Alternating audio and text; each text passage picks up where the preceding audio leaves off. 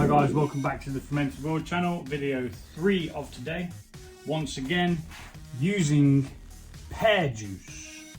So what I am doing today, as you may have realized from the picture, I am making a pear mead using store-bought pear juice and not a lot else. So for starters, we're going to add 1 litre of hot water to the pitcher. The reason why I'm using a pitcher for this one is because we're going to be adding the honey, and I don't want to have a certain amount of volume in there, then add the honey, and then it'd be too high up the top here. So we're going to be hot water in first.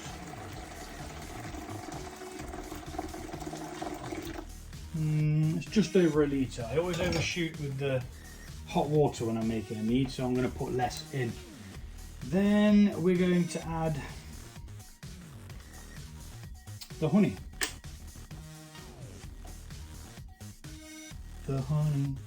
Adding your honey to the hot water makes it dissolve a lot quicker, and I mean a lot quicker. It's done within seconds, as where if you have the back sweets and you're doing it to a room temperature must or beverage, it's going to take you a while to mix all that honey in. So even when you think you're finished, if you're using cold water, that's fine. When you think you've finished mixing your honey in, mix it in some more. I learned that from a couple at City Steadings, who are actually one of the reasons why I started my own channel, because there's not many people in Britain doing brewing in your kitchen and random things like, you know, I did one that was I've done a Vimto mead, a Vimto cider. The ciders have all been done from cartons of apple juice from the stores, exactly the same as the pear mead that I'm about to do. Now, like I said, this is video 3 of a 3-part series. Ooh, nearly lost some honey then. Not good. Of a 3-part series. So go and check out the other ones if you're interested. All using pears or pear juice. Come on. How difficult can it be? Come on. I'm gonna have to rinse that off because I'm not wasting it. Anyway, we're going to be adding a bit of hot water to these to rinse these out, get all the residual stuff that's sat around the edges. Just be careful when using hot water, the container kind of pressurizes. We don't want you covered in lovely smelling lava. And bear in mind, any extra hot water that you do use, because I just paused up there, will increase your volume. So I'm just going to take some from the top of this. Actually, this has all been sterilized, so it's perfectly fine. Normally I don't get a chunk of honey, which I might have just done. So I just after the hot water here. Right, okay. And each time I've done one of these videos, I have sterilized everything again, because it's very, very important. Cleanliness is like one of the most important things of any brew. Making sure that everything's clean, tidy, and try and prepare as well as you can as well. I'm forever forgetting things, so I have to run backwards and forwards, stop the video, and so on and so on. So let's just get this apple juice out of the way slightly, and we'll show you what we've got so far. So that's the hot water with the layer of honey. Now watch how quickly this all mixes in. It's going to be completely dissolved extremely quickly, and I'll show you in a second that it is.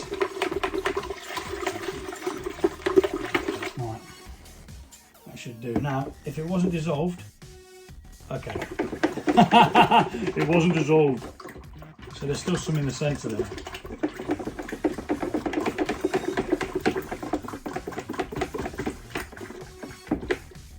Now it's dissolved. Damn it. Oh well, I'm going to leave that in there. Can't win all the time.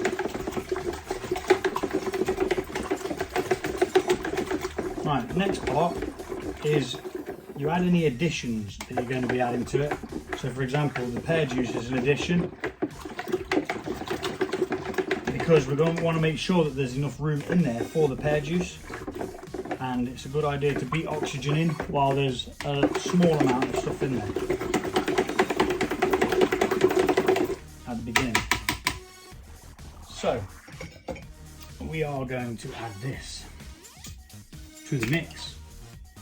2 litres of that took us up to 1.5 litres, and the rest of it will be water.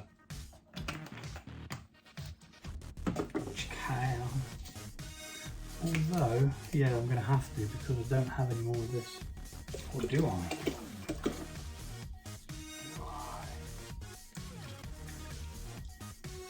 Could I do it without water? What do you reckon? Because there was that one that only had half in the fridge, but it should be right. Up to the 4.5 mark. That's where we want it. Let me just think. We ain't got anything else to put in, have we? No, just yeast nutrients, pectines. You know what to do. Okay, and that'll help cool it down a little as well. So we're near the 4.5 mark, but just for the sake of a couple of mouthfuls, I'm not actually going to put in any water. I'm going to use it solely as pear juice. Now, I'm not sure what you would call a mead that is made with pear juice. Would it be a Pyser?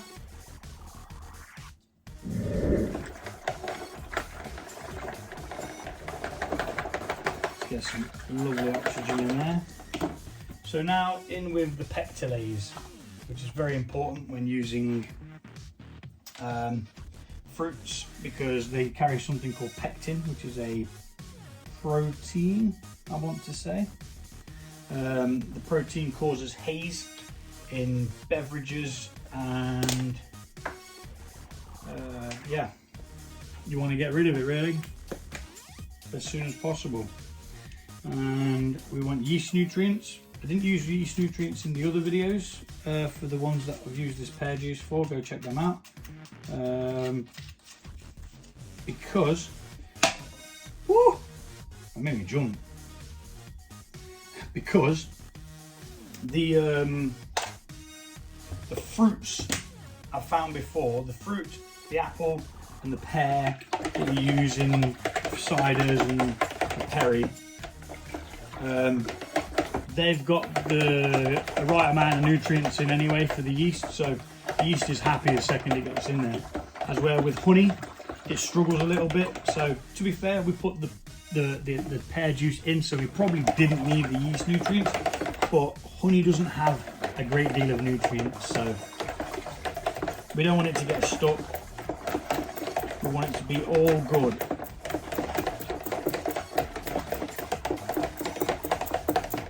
Alright, so that's then mixed in. We're going to take a hydrometer reading. The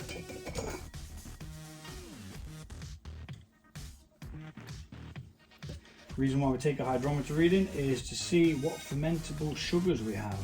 And thinking about it, I may very well need my other. No, we're just above it. I can guesstimate that.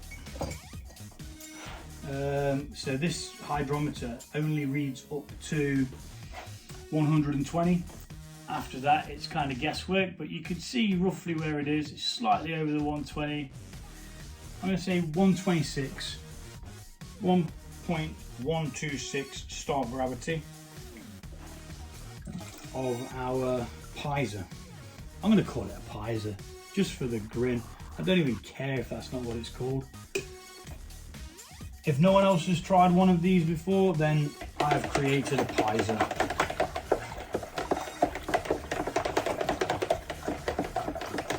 So, I want to make sure all the nutrients and everything's evenly distributed.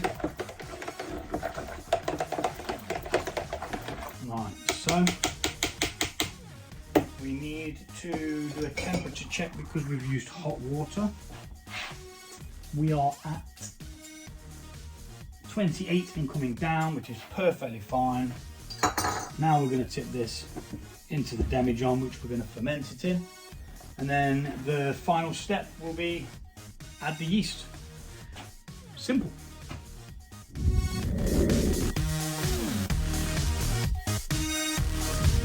All that's left to do is to pitch the yeast. Now this is a half packet of yeast because one packet will do 23 litres, so there really is no need to put in a whole packet all the time. It's just wasteful. In that goes, we've got our original gravity. I'll find out now what that would be if it all ferments. So with that star gravity, that would be a potential ABV of 17.1%, but with a mead, we're going to stop it before it reaches there anyway, because we want some residual sugars to make it nice and sweet and more palatable. If it went that high, I'm not sure it'd be very nice dry. I think you'd need the sugars in there, to be honest, to make it more palatable.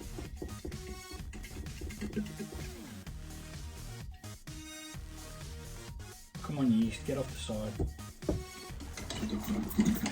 So yeah, we're just going to mix, get some last bits of oxygen in there, and yeah, we'll leave it to do its thing. Write up what it is on the front, and we're good to go.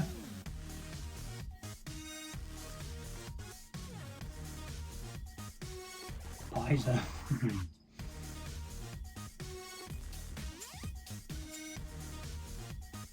Which is pear mead.